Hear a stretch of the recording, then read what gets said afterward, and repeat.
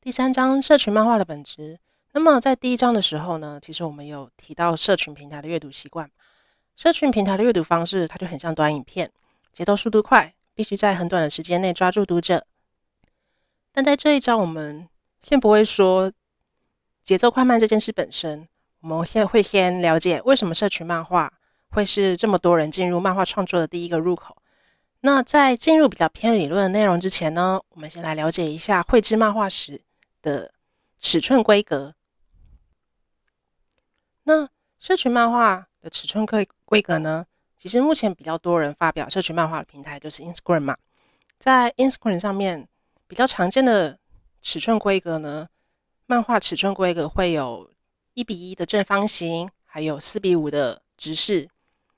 那不过要注意的是，Instagram 有时候会调整图片的显示比例与裁切方式，所以像是我有时候画漫画，我会用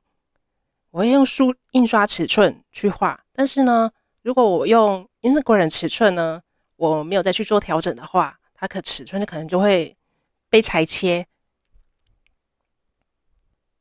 那印刷的尺寸呢，我比较常绘画的是 B5 的尺寸，或者是 A5 的尺寸，或者是 A4 的尺寸，就是我绘画的尺寸比较大，因为我可能后续我可能会出像是同人本。图片如果只是网络上的图片，像是1:1尺寸的，我通常就会设定2000×2000，长宽2000×2000。那解析度我都通常会设定300 dpi 以上。那这个解析度呢，其实就是因为因为社群漫画我画的是全彩漫画嘛，所以我通常会设定全彩漫画大概300到350 dpi 这样就够了。可是黑白漫画就不太一样，黑白漫画可能如果你有贴网点啊，那你可能就要解析度设定的比较高。所以说，我会建议大家在绘制社群漫画的时候呢，图片绘制的时候会建议整个就是一格嘛，一个图把它绘制完整，这样子不论是在之后我们要印成实体作品呢，或者是调整其他平台使用，就会比较有弹性。然后在阅读方向上呢，大家可以观察到社群平台的图片啊，它的滑动顺序通常都是，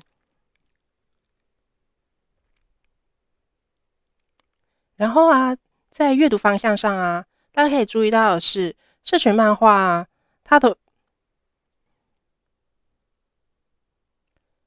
然后在阅读方向上啊，社群漫画基本上我会建议画左起横书，就是对白是横式的，因为大家可以观察，在社群平台上啊，你在看图片的时候呢，它的滑动方向会是左边滑动下一张嘛，那你这样子在文字阅读上面的左起横书，就是从左边看过来，这样子阅读节奏跟视线移动上，它会比较流畅。但是因为有时候我们看日本漫画，它都是直书嘛，我们有时候习惯也会用直书，虽然就是我们已经习惯阅读了，但是这样子其实看起来会有点不太流畅。那么漫画的尺寸规格呢，其实比较看作者个人偏好，因为有些作者他就可能很喜欢开很大张的图，有些作者都可能很喜欢开很小的图。那它其实没有固定的规格，主要都是看你后续会不会另外使用到，或者是你就只是单纯随手画而已。那么我们接下来就开始进入偏理论的内容了。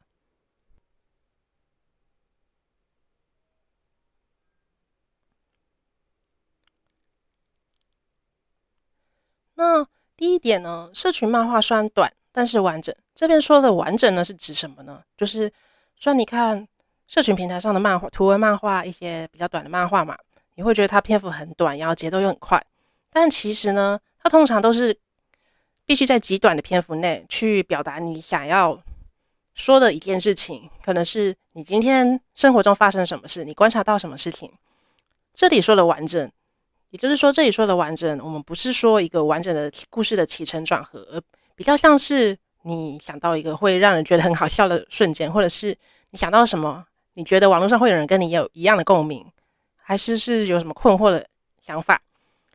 他们通常会有一个共同点就是可以让人引起共鸣，或者是可以引起强烈的情绪反应，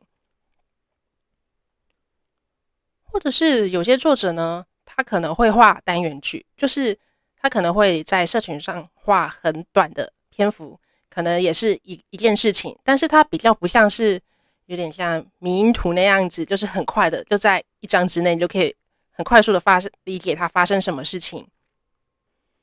所以说，其实社群漫画只要读者能够看懂你想说什么，那他在社群里他就是一幅完整的作品。它并不一定是说你一定要画了多长篇，就剧情有什么起承转合。通常就是我们看到社群上面的漫画，就是有可能很像迷因图啊，或者是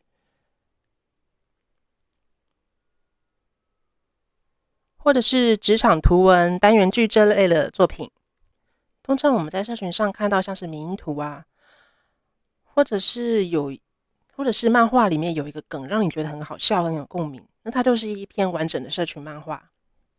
那么第二点呢，社群漫画更接近日常观察，而不是剧情铺陈。就像我们前面说到了，其实像社群漫画呢，它相较于条漫或者是页漫啊，社群漫画它比较少会有长期，相较于条漫或页漫啊，社群漫画它其实比较少有长篇幅剧情的作品，就顶多就是可能像是单元剧。那就是我们一直都就是像我一直在说的，它其实内容都是一些日常生活的片段或者是一个观点，像是迷因图啊，或者是一些时事内容，或者是迷因图啦，或者是时事内容。这也是为什么很多的就是比较受欢迎的社群漫画呢，它不一定会有固定角色或完整世界观，但其实它也不一定是说你就不能有固定角色或者完整世界观，因为我自己就有画固定角色在社群上面去绘制社群漫画。那么在社群环境中啊，其实大家想要看的是比较能够快速理解的嘛，所以比起故事深度，像是时事型的小漫画这种，大家也可以瞬间理解，也比较容易会有讨论度。那比起故事的深度呢，大家会更重视能不能互动。再来第三，社群漫画可以练习取舍能力。取舍能力是指什么呢？就是在社群漫画里面，其实我们会得需要用很少的画面或者是很少的对白，在有限的篇幅之中，在有限的篇幅之中去绘制出一篇漫画。那这种取舍能力呢，它其实是所有漫画形式的基础。不过这边也要说，社群漫画并不等同于你会说故事，所以其实有时候很多擅长画社群漫画的作者呢，他们其实并不擅长画短篇跟长篇，画短篇跟长篇又是不同的能力。不过因为画社群漫画作，他可能很擅长用很快的方式把一件事情用最短的篇幅说清楚。所以说，其实你会画社群漫画呢，你有这个能力，它并不一定可以转化成就是说长篇或者短篇故事的技巧，但是它可以很明确的让你知道你要在怎么样很明确的表达你要说什么，就是在最短的篇幅之中表达你要想讲的内容。第四点，社群漫画是一种低风险的创作测试场，它是说就是像是对入门创作来说，社群漫画我自己觉得它比较实际的一点就是，它就是你可以用最低风险创作测试。因为像是我们在创作漫画的时候，如果你要创作一篇完整的漫画，就是可能它不只是一篇短篇，就是几十页这样子，它可能会是一本或者是好几回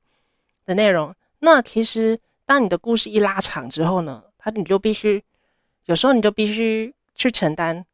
没有人看的风险。那因为有时候我们不确定说我们的作品在那有时候我们不确定说，在画长篇的时候，我的作品呢，它就是读者会不会喜欢？其实我觉得有点实际，就是这边讲比较实际一点，就是漫画，你一定会希望有人看嘛。那其实我觉得社群漫画它为什么可以降低创作风险呢？就是你可以先把它画成像是你设计几个角色，然后可能有一个简单的世界观。那么像是我自己有把工作跟休假拟人，然后他跟一个社畜，那他们三个人之间呢，就是可能会有一些互动，比较像是在讲述社畜的日常。那我可以用这样子，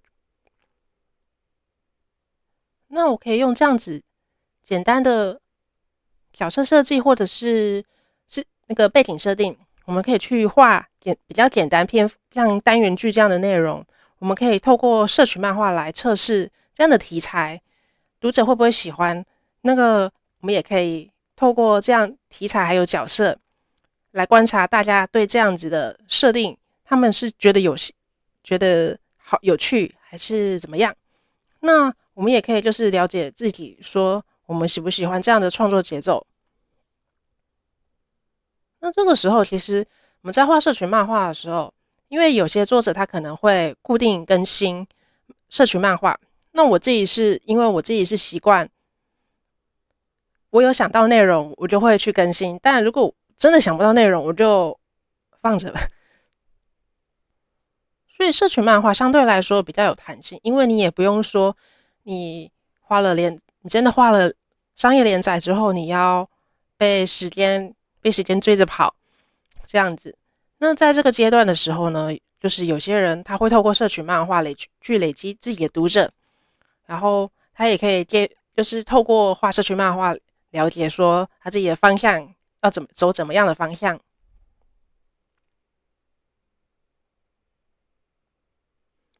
那么我们这里社群反应，我们